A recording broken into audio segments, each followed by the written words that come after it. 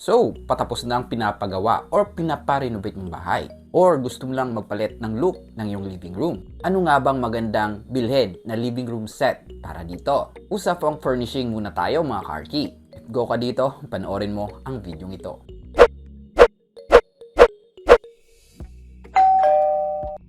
So sa video natin ngayon ay pag-uusapan natin kung paano ang tamang pagpili sa mga iba't ibang sofa sets based sa kanilang mga materials. Ano nga bang maganda? Mga soft fabrics ba? Leather materials? Wood? Or plastics? Ano nga ba ang best for aesthetic at yung mga pinakamatibay? Para sulit naman ang gagastusin mo para dito. Let's talk about how to choose your sofa sets.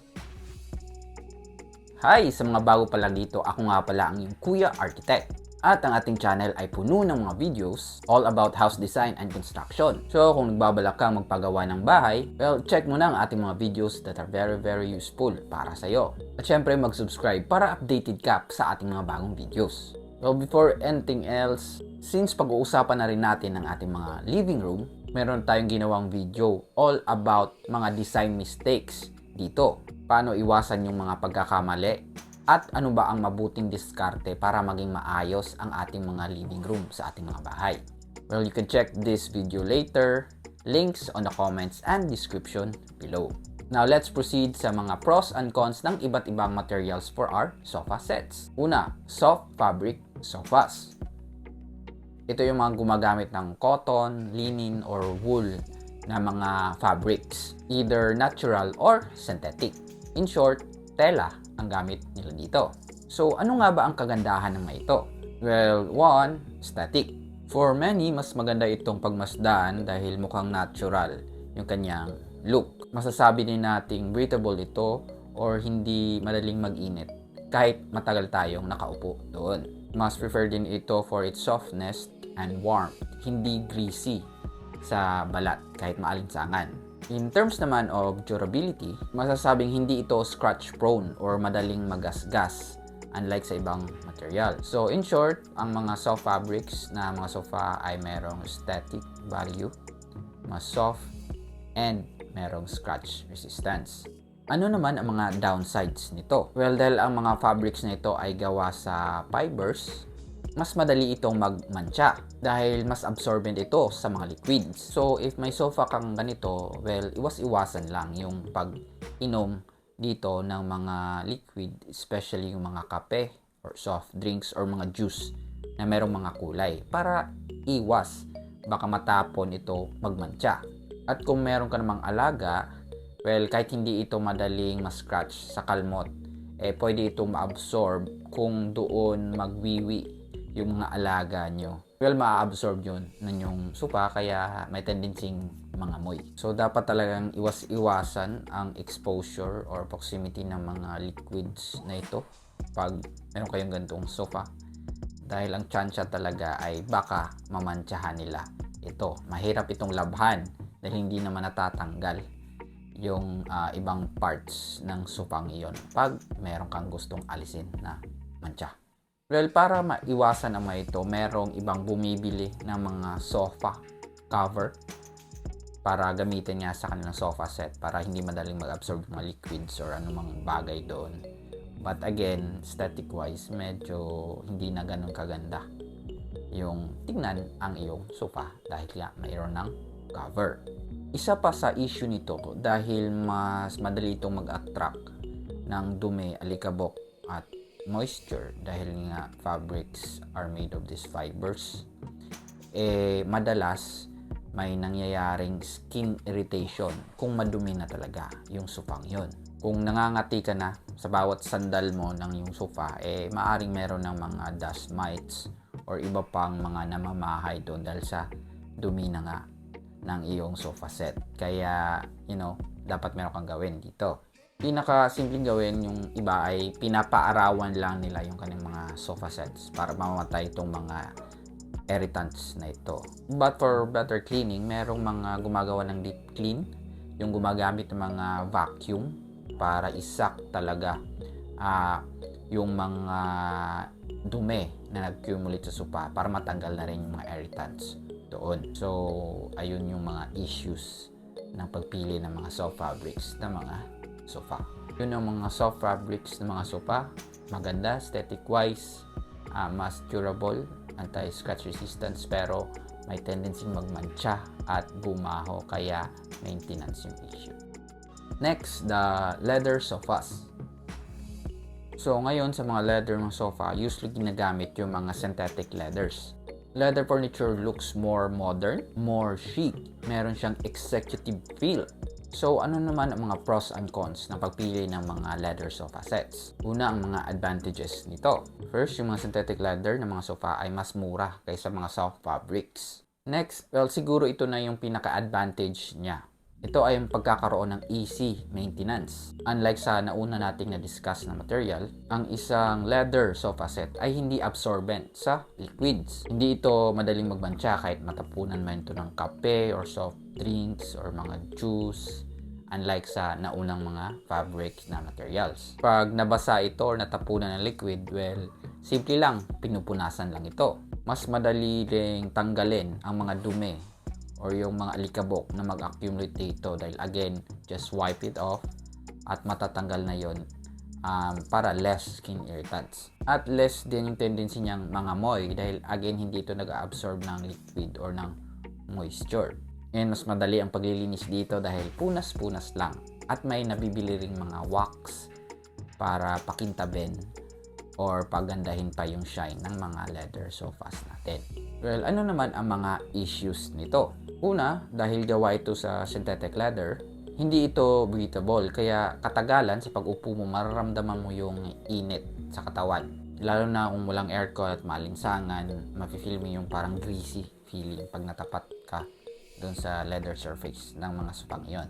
Isa rin sa issue nito ay ang pagiging scratch prone or madaling gasgas. Kung meron kayong mga pusa or aso na mahilig tumambay sa sofa, hindi nila itong makalmot at dahilan ito para magkaroon ng scratches ang iyong leather sofa sets. Ganon din para sa mga toddlers na mayroong mga hawak na mga sharp objects gaya ng lapis na pwede nyo maipoke doon sa surface ng leather sofa at pwede itong mabutas. Isa pa sa major issue nito dahil nga synthetic yung gamit na leather ay maaring itong maging marupok sa katagalan. Pwedeng magkaroon ng creasing or wrinkling yung surface na ito at eventually magkaroon ng pagbabakbak ng surface dito. May maiiwasan ang pagbibrittle o pagiging marupok ng leather na ito kung genuine leather yung gagamitin mo sa iyong sofa sets. But ang mga type na ito na ganit ay mas mahal, kaya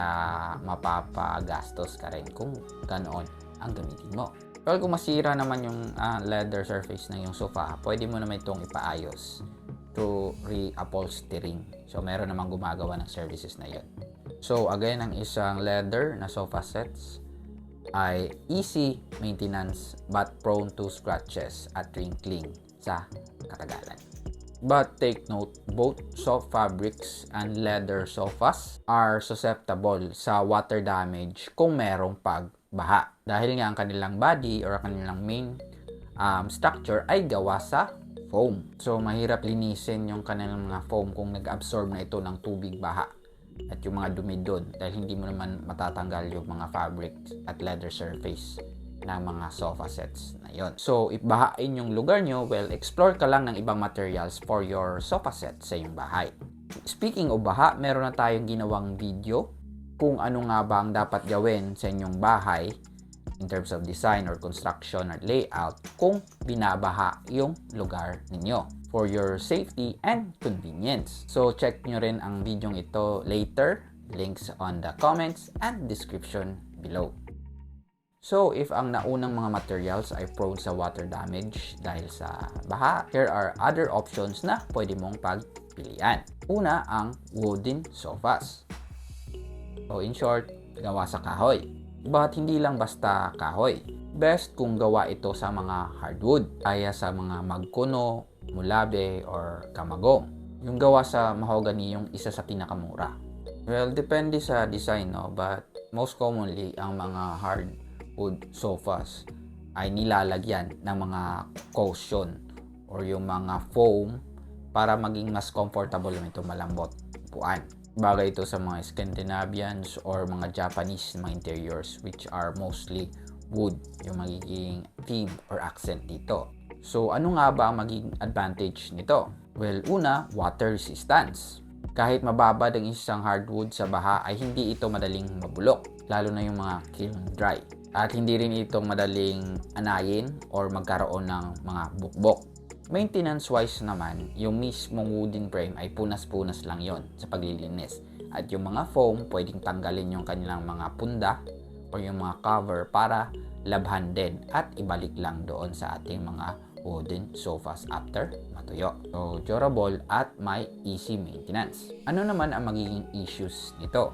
Well, one, mahirap may source yung mga hardwood ngayon. Maaari kang makapili ng mga wooden sofas pero yung mas less na matibay na klase ng kahoy. Makahanap ka man ng supplier, mas mahal naman ang pagpapagawa dito, especially kung hardwood nga ang gagamitin mo.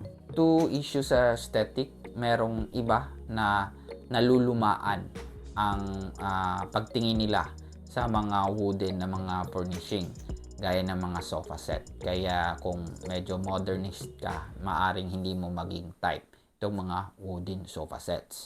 Well, aside from that, wala namang major issue talaga paggamit ng mga hardwood kasi matibay at madaling ang i-maintain. Now, we'll come to our last material. Ito naman yung mga plastic sofa sets. Well, dahil again, plastic materials ang mga ito, mostly ginagamit sila pang outdoor spaces. Merong mga plain plastic chairs, parang yung mga monoblock na type. At meron din naman parang mga rattan woven na mga patterns. Gaya ng mga wooden sofas, nilalagyan din ito ng mga cushions or mga foams para again mas malambot at mas comfortable ang pag-upo natin dito. So ano nga ba ang mga advantages nito? Gaya rin ng wooden sofa, meron din itong water resistance. Ang mga plastic components nito ay hindi nag-absorb ng tubig, kaya kahit mababad man ito sa baha or maulanan, ay walang problema. Ang mga foams naman na gagamitin dito, especially yung gamit sa outdoor areas, ay merong mga leather coverings para maging weather resistant ang mga ito. Hindi mag-absorb ng tubig. But for interior use naman, well, yung mga cushion na yun ay pwede na yung mga soft fabrics din, yung cover. Madali na itong labhan at palitan yung mga foam or coverings dahil natatanggal lang ang mga ito sa mismong sofa na plastic. Lightweight din ang mga plastic chairs and sofa sets, kaya kung merong baha or gusto mong mag-move around ng mga furniture, mas madali itong buhatin. So ano naman ang mga issues nito? Well, dahil plastic, may tendency itong maging marupok over time. Kaya durability wise, medyo may issue ito doon. Karamihan din sa atin hindi trip yung mga plastic chairs, especially sa interior ng ating mga bahay. Para sa atin, or most of us, feeling na pang-exterior lang yon ang mga ganon.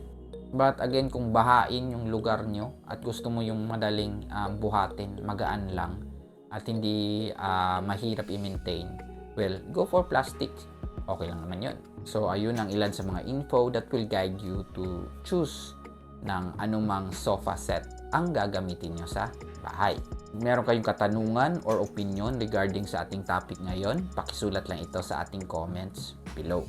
At kung nagustuhan nyo ang ating video ngayon, please do leave us a like at pakishare. At kung hindi pa, please do subscribe. Muli, ito yung Kuya Architect. Salamat sa panonood at deserve mo ang maayos at magandang bahay.